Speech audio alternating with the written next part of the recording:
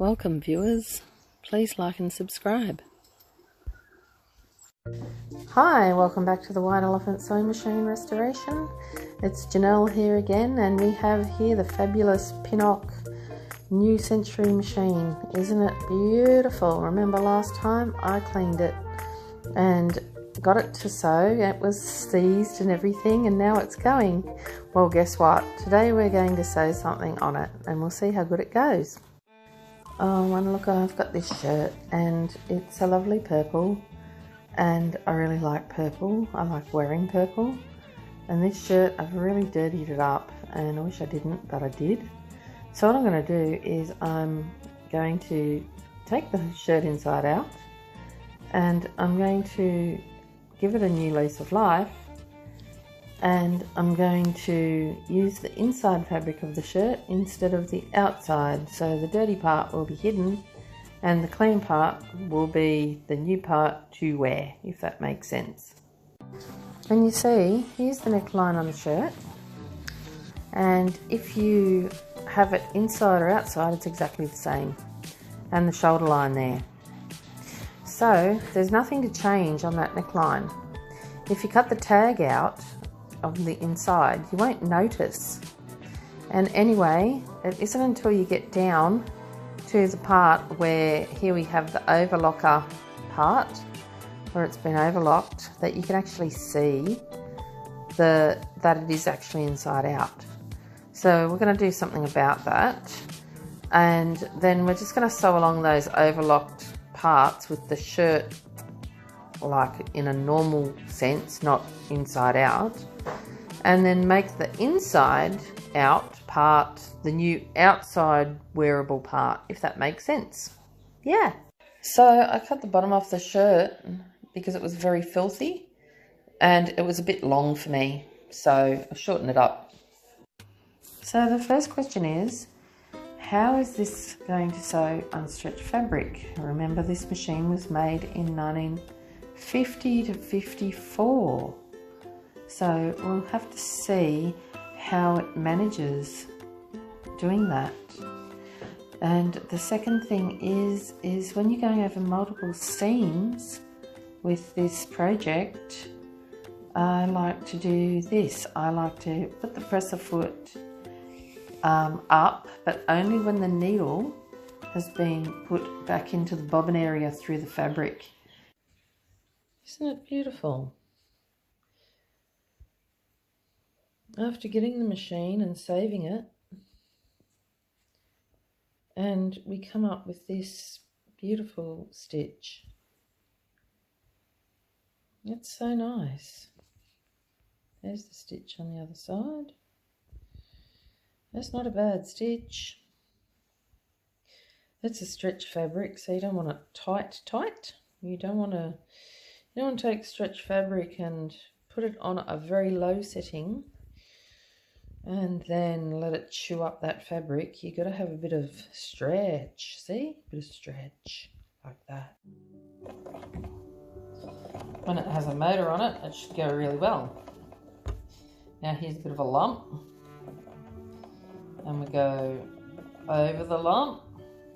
When we get a bit of resistance, we just slow down a touch and put it through by hand so you don't snap the needle. So it's going over a seam, so you've got to be really careful. Going over the mountain, and we'll keep going. Here we are, a little bit more. Keep it nice and straight.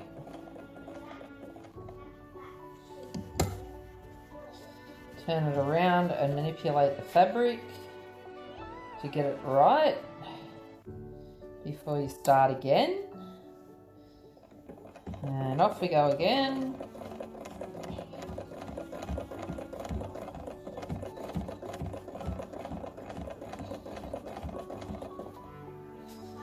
It sounds really nice. It's got a good feel about it. I really love it. I'm glad that I went and picked it up now that it sews. So good. Something a bit different. I'm going to make this top so I can wear it again.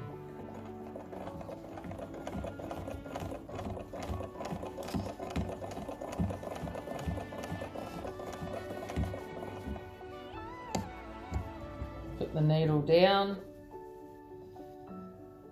lift up the presser foot and then put it back. Straighten out the fabric, get rid of any yuck. There we are. And keep going. And keep going. And keep going. Until we have a full circle.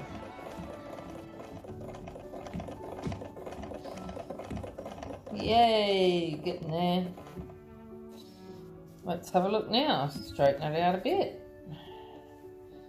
It's because we have a curve there. I guess that seam's on a curve. So you've got to manipulate the fabric a fair bit so you don't have any misfortunes when you're sewing venture. This machine has not skipped a beat ever since I fixed it, so that's nice. Sometimes they chuck a bit of a wobbly after a bit. This one has not. It goes to show you that the Pinnock machines were pretty darn good. Good enough for me anyway. I could sew on this thing all day. Imagine when it has a motor on it. I'm just sort of putting it through a little pace here to fix a garment. This thing could do just about anything. Probably sew leather. Probably sew layers. It's pretty good. And I'm almost there, I'm almost finished. So let's just keep going. And we'll finish this fella off for today. Let's have a look. Getting there, up we come. Yay! Here's the finishing line. There's the other seam there, where I've stitched. It's all good. Put it in reverse. Give it some backward stitches and some forward ones again to lock it up.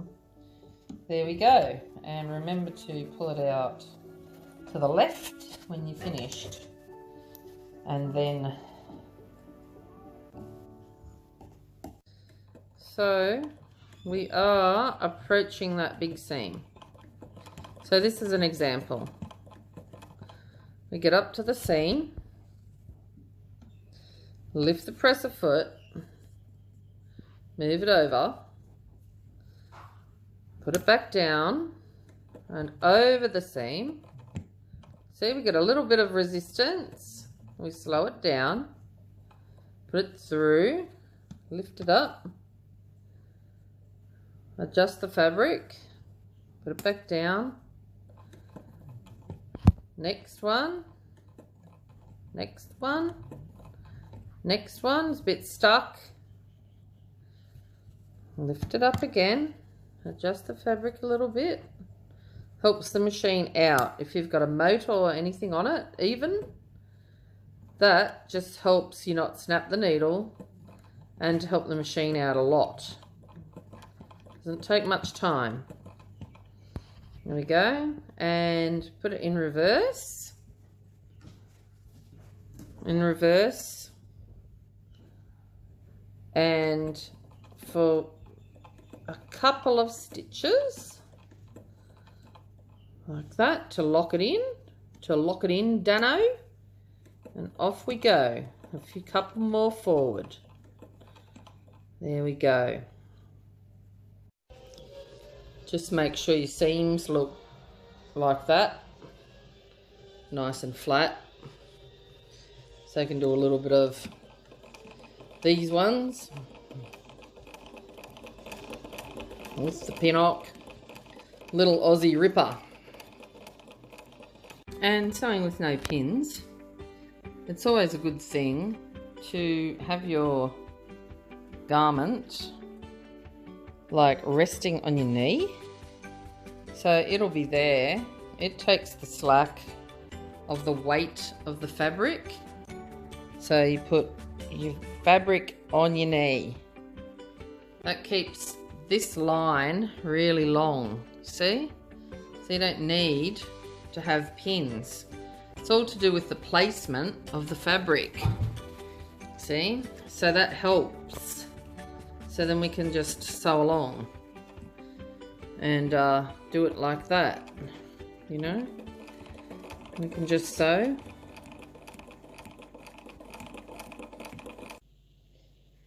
So the bobbin is empty. It had had enough. And so now we need to put another one in. Now my question is will it take a plastic one? Let's see. This is how we thread the bobbin on the CB machine. We have it going the same way as this here, if you can see that. So where is it? There. Have it going that way, the thread. So it looks like that, in and over, like that. So it's right in the middle, like that. Got your thread coming out. Can you see that? Yeah. So that's it. That's how you thread that into the bobbin and the direction it goes. So holding it like this, don't let the bobbin fall out. So you got to hold it up a little bit on like that angle. It's got to go in there. Okay, so we'll endeavour to put it in there.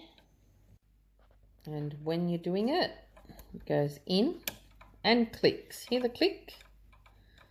Now, if you go like that, it will not come back out. It's stuck there. That's where it's supposed to be. And the thread is over this way. That's where it's supposed to be. Okay, so the needle can come and pick it up. Now I've got a fat bobbin on the top. It was so fat that I couldn't stick it into the bobbin case, so I'm just going to use it as the cotton. Now we're going to thread the machine. So the next step is we put it through these two discs.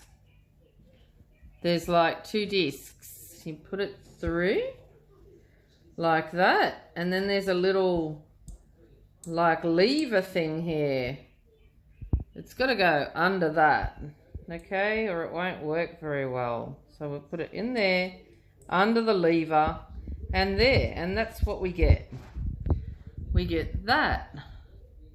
So much better. Holds everything in there, got a little tension disc.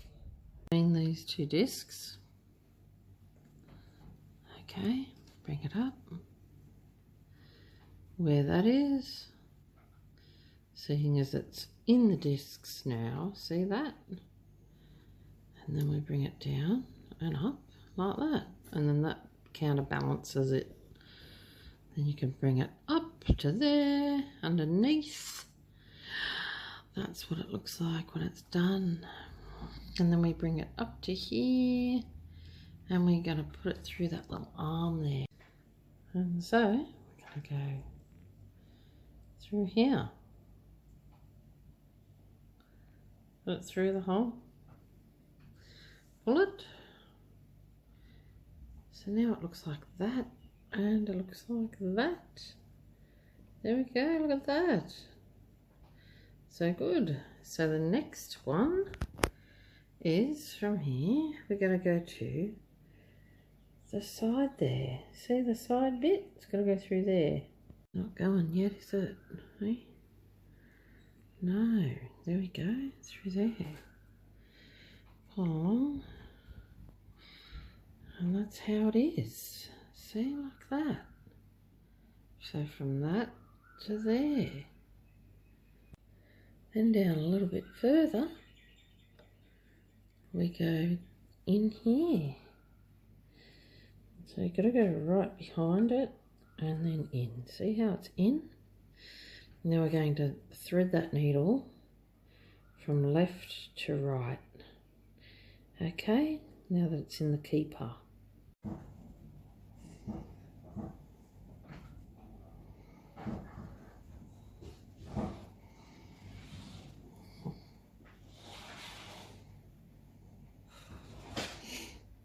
So there's that, we threaded it.